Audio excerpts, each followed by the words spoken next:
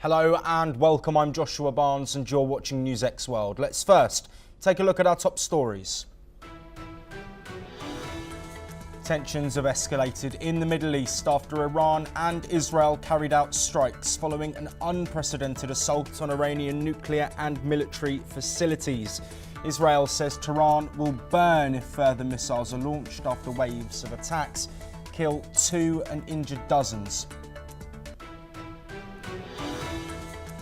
Meanwhile, world leaders have continued in calls for de-escalation and calm amid rising tensions as the Pope calls for responsibility and reason from both sides.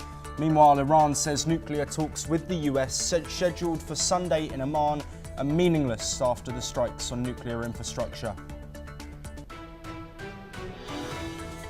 The government of India has stressed the need for an extended surveillance of the Boeing 787 Dreamliner series. Ram Manohar Naidu, the civil aviation minister, highlighted that the decoding of a recovered black box will provide further information on why the plane crash occurred.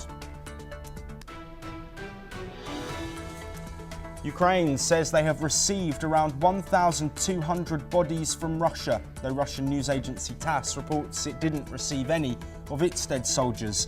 President Zelensky says that fighting is raging on as Russia's defense ministry reports to have destroyed 110 Ukrainian drones. 1,800 protests are scheduled for today in the US as preparations continue ahead of Donald Trump's military parade.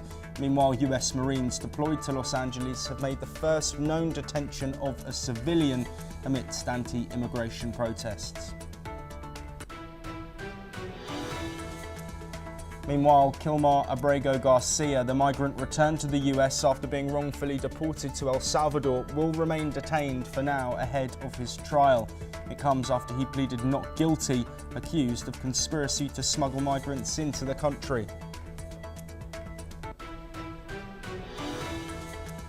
Kazakhstan says that Russian nuclear giant Rosatom will lead the construction of the first atomic power plant in the country. Proposals were also made by the state-owned China National Nuclear Corporation, as well as French and South Korean companies. And South Africa have beaten Australia in the World Test Championship final at Lords after a stunning comeback. Opener Aidan Markram was the hero for the victors, scoring a calculated but majestic 100 as the South African side chased down an unlikely total of 282 in London. We start this hour